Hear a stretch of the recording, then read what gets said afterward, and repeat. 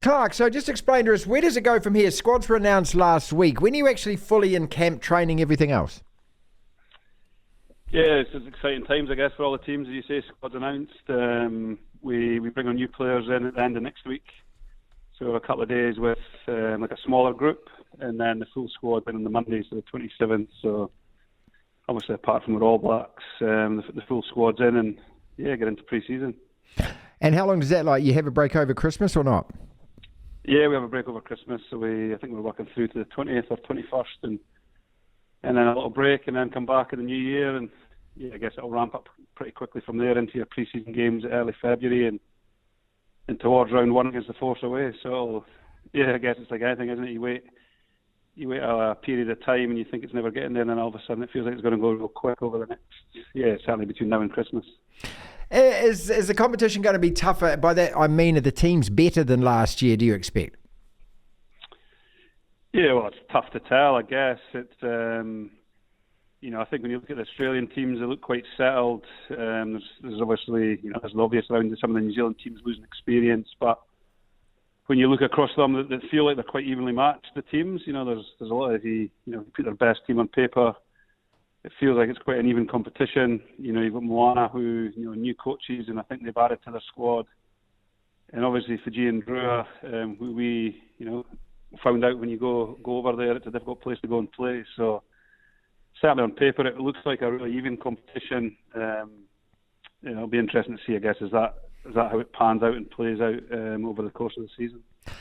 Do you start the competition with the Crusaders still the team to beat, given that they have won it and won it and won it and won it? Well, I think ultimately they're the only team that know how to win it over the last 7 years, aren't they? I think I tried to work out how many rugby players in the country out with the Crusaders knew what it took to win Super Rugby. And maybe Brad Shields and TJ Perenara. I was trying to think, was there any other players and any other teams that have actually won Super Rugby? Yeah, good question. It's, we've all got the same goal. We all think, at this stage of the season, we're good enough to get the playoffs and win, but ultimately the Crusaders are the team that know how to. So a lot of our attention is obvious, is to prepare well and connect well and train bloody hard.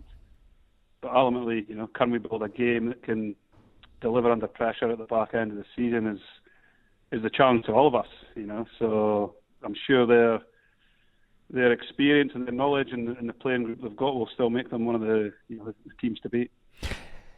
Do you go in, and I asked Clark Dermody this as well, do you go in thinking that, okay, the very bare minimum is we've got to qualify for the playoffs, or do you go in there genuinely thinking we're here to win the competition? It's actually a really good question. We just had a day with our staff, all the commercial, and what is the goal? All the staff got together, and I think if you aim for a home semi-final, it gives you a real fighting chance to good call. To go on and win it. So I think first things first, you've got to be in the playoffs, so you've got to win enough games to get in there, and then you're 3 games away from winning it. So we know that, but we also know that history would suggest it's bloody difficult to win away from home. And again, it made the Crusaders' achievement last year and the time they won in South Africa probably even more impressive, was winning away from home in a big final is really difficult, anywhere in the world. So we're aware of that, but again, so are all the teams. So we need to start well. We're on the road early in the season. We've then got a couple of Kiwi derbies to come back to. So the real focus is how do we get into those 2 Australian games really well prepared to try and come back. And we know that Kiwi derbies are the games that ultimately make the difference between a home semi or not, or a home playoff game or not. So we're well aware that would give us a fighting chance, and the best chance if we can get home playoff games. Clark Laidlaw is with us, Hurricanes coach, here on the platform. How do you kind of split your mind and your duties between, obviously, you are the coach and your job, requires you to concentrate fully on the Hurricanes, get them to where you want them to get to in terms of overachieving in this competition. Yet at the same time, you've got a lot of young men who are relying on you for guidance, for help, and you can create pathways for them for higher honours. And I look at Cam Roigard there, who, the delightful thing about him last year was every time you see a young player come, not out of nowhere, but you know where I'm going with this, that all of a sudden then get an All Black chance and then secure that chance. And, for most of us, we thought he was probably the number 2, number 9 in France, and he didn't get to play those last games. But you've got that in your hands as well. Do you think about that a lot, about the potential that you've got and trying to get these guys to another level?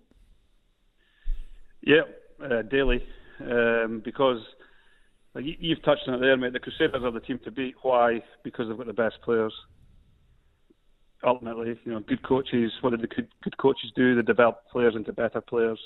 They don't turn up at the Crusaders as All Blacks. They develop them and produce them. So we've got a real opportunity, I think, with the playing group we've got. Cam is obviously, he's been in there, but he's got a lot.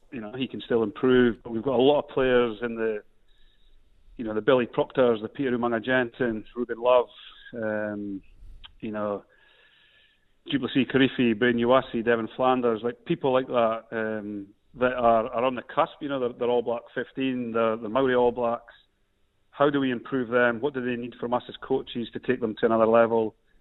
So that's the conversations we've been having with each individual. I've managed to meet every player individually and talk about, what do they need from us to help them improve? Because ultimately that's our jobs, isn't it? As you say, it's to create an environment where players can come to work every day and get better. Yes. Mm.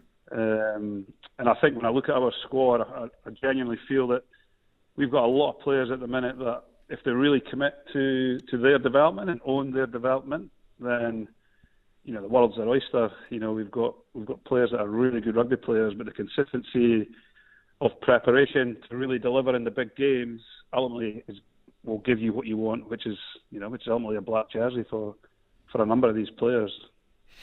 Look, it's been such a long season, doesn't it? And it feels like after the World Cup, you want to put a full stop on it. But here you go. I mean, this is where your job starts, mate. And, you've got a heck of a lot in front of you right now, and then to get the team prepared. So I know it's a long season for most, but this is, as I say, this is the exciting time for Super Rugby and for yourself. Yeah, best job in the world, isn't it? So it's, I left school when I was 16 and worked in a factory for 7 years. So you're not going to hear me complain around pre-season starting. It's what we love. We do a job that we genuinely love doing. We get to work with people who are highly motivated.